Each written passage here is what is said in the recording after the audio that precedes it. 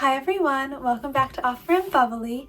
I think today is a great day to talk about New Year's resolutions and creating your dream life, because personal growth, development, becoming your best self, that's all my favorite activity topic, and it's such a good time to revisit that at the turn of the new year. Rule number one in how to glow up and become the best version of yourself in the new year is to remove anything that isn't working.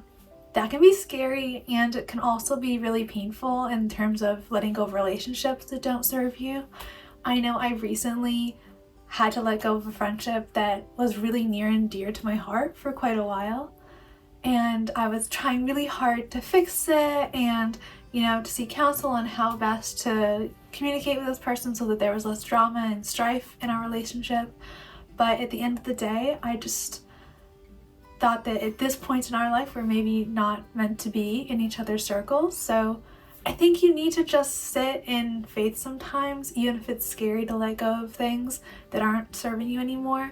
Because since having let go of this relationship that used to cause me a lot of drama and stress, I've had more friends come into my life and more fun and positivity and lightness.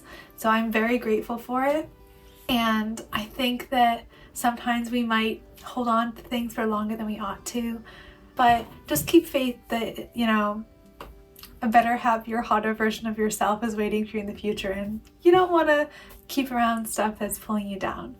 So if it stresses you out, if it causes you wrinkles, if there's extra drama, let's just let it go and move on and live a happy, healthier, stress-free life. So next on my glow up for 2024 is health is wealth. Not just like in the monetary sense, but in the sense that it brings value back into your life. Everyone who knows me knows I'm a bit of a health nut. Truthfully, the better you feel, the better you can show up for all things in your life that are really important for you. Better you can show up for your relationships, for your life, your fun activities, for your hobbies, and really just, live a joyous, happy life, which is the goal in my opinion. Things that really make a difference in my overall well-being are sleep. Not always a personal talent of mine, particularly falling asleep I sometimes have trouble with. But I made a whole video on how to sleep better because I struggle with it. I know other people do as well. But if I have slept well, I just feel like a happy, bubbly person all day long. And if about for my health is my diet, I generally eat mostly whole foods is like what I like to say. I probably 90% of the time eat vegan, but I like to eat as many fruits and vegetables as I can, and then try to eat a high protein diet and eat very minimal processed foods. Eating a healthy diet, I'm not a dietitian, so don't take my advice. This is just personal anecdotes on Emily's life, basically. But anyways, for workouts, I mostly go to yoga class, and then sometimes I go to dance, and sometimes I go to do spin class, and sometimes I go to do, Pilates, remember, that girl lifestyle. I generally like working out as a social activity, and I actually meet a lot of friends through going to workout classes, so I try to choose something that has a social option, and that way I can meet friends, hang out, maybe go to coffee with someone afterwards, and get my workout in. The last thing health-wise that we need to touch on is just overall mental health. The biggest contributor to this is me letting go of dramatic stress causing situations, because I tend to ruminate on things.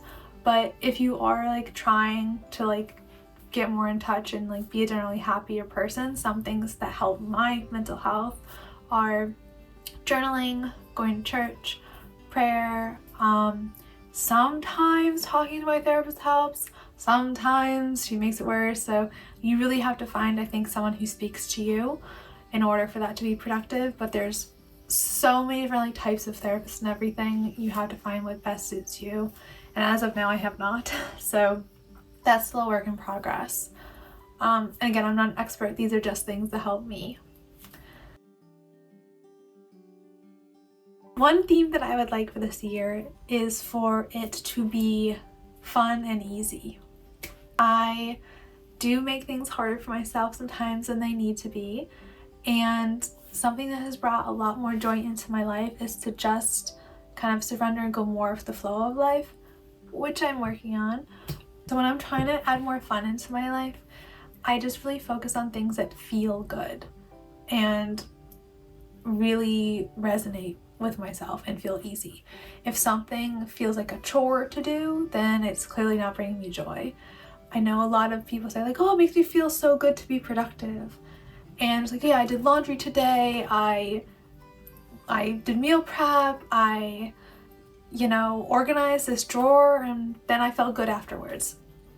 Well, that's great that you felt productive afterwards, but in the act of doing the things, were you really having fun? Were you losing track of time? Did you feel like a small child with no cares in the world? I'm skeptical of that. Spend time revisiting the things that make you joyous in the moment and make you feel playful. Because when I'm in a great mood, I feel like the whole world opens up to me. People, strangers are happier, like to interact with me. I meet new friends, and I'm just enjoying myself. In one of my favorite personal development books, The Empowered Wife, Laura Drill does talk about creating a daily desire list of things that would bring her joy, and she tries to, in her journal, write down even the smallest things that would make her happy, like having a piece of chocolate, taking a nap today, watching my favorite show, reading a good book, talking to my friends, calling my mom. All of those things, even as I talk to you, put me in a better mood just thinking about them. And I think it's really important to take time for yourself in order to bring your best to the world. So far, we've been talking about internal glow up things in terms of improving your health, in terms of letting go of negativity and drama, but let's just have fun with it. Let's buy some new cute clothes, let's get makeup. I've done my makeup a little differently today.